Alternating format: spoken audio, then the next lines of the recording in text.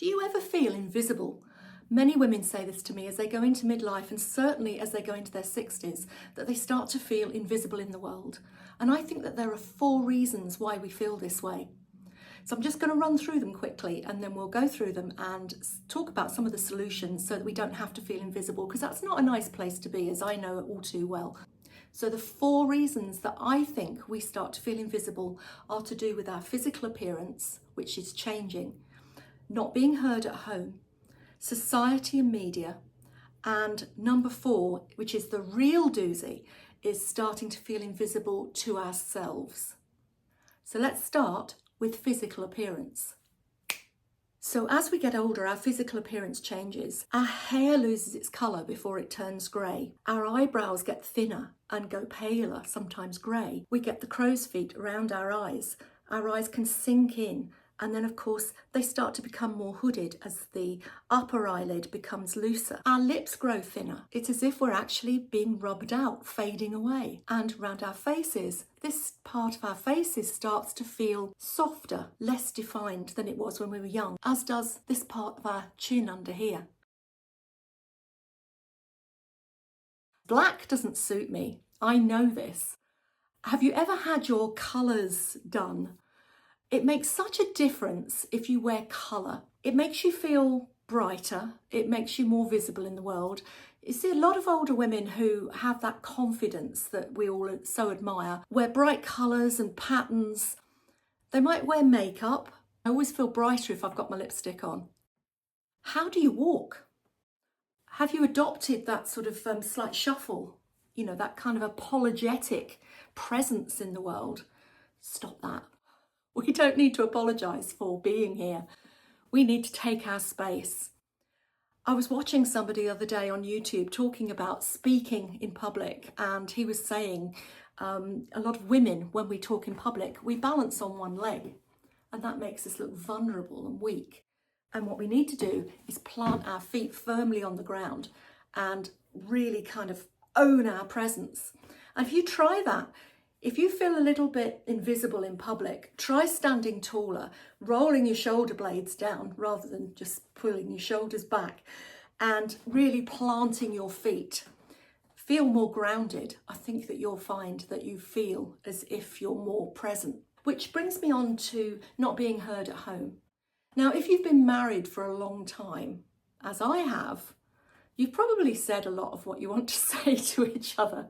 I spend a lot of my time alone. My husband is still working. He's out of the house a lot. And then when he isn't out of the house, he's often off playing cricket, or he's just trying to chill out, playing on his phone, or he's watching sport, or he's going to watch the rugby in the winter.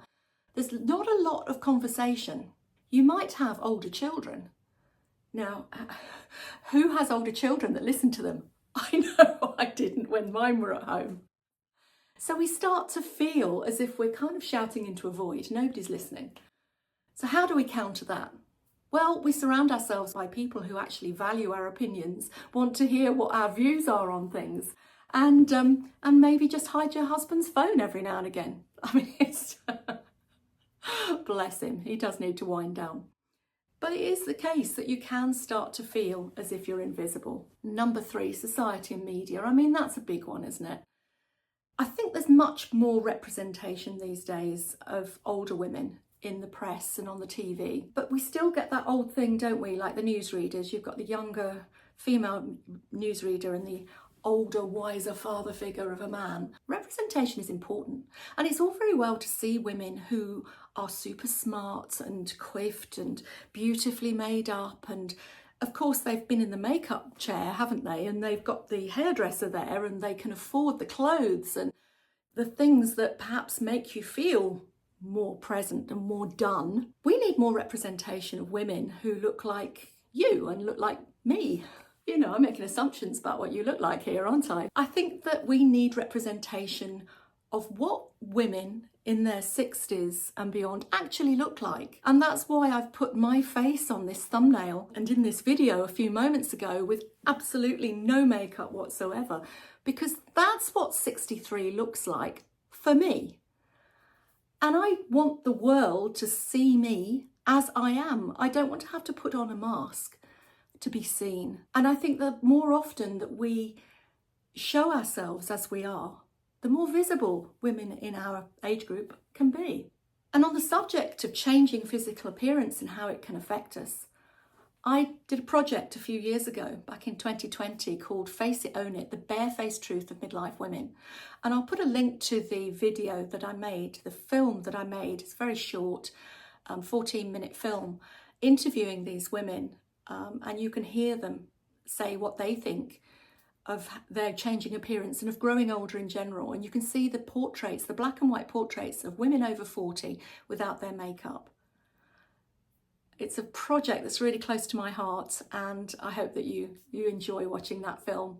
And if you really enjoy it, you can buy the book as well. Now, if there are any guys watching this, I don't know what you think of this. Do you feel less visible now that you're getting older? Men are allowed to age, and women have not been allowed to age in the public eye.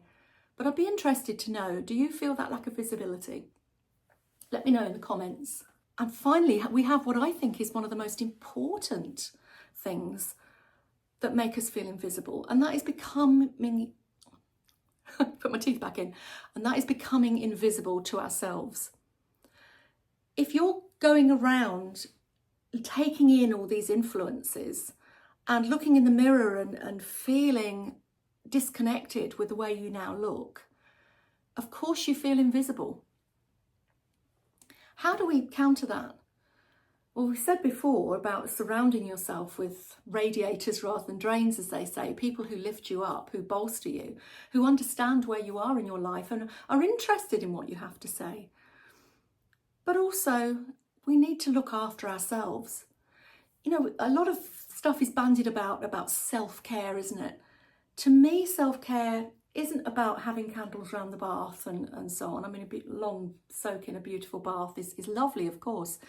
Self-care is much deeper than that, though.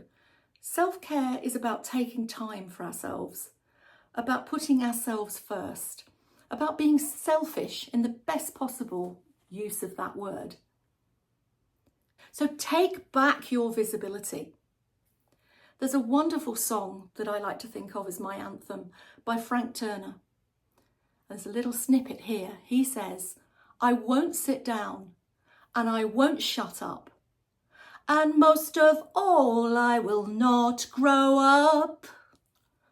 That's it. I won't sing anymore, I promise.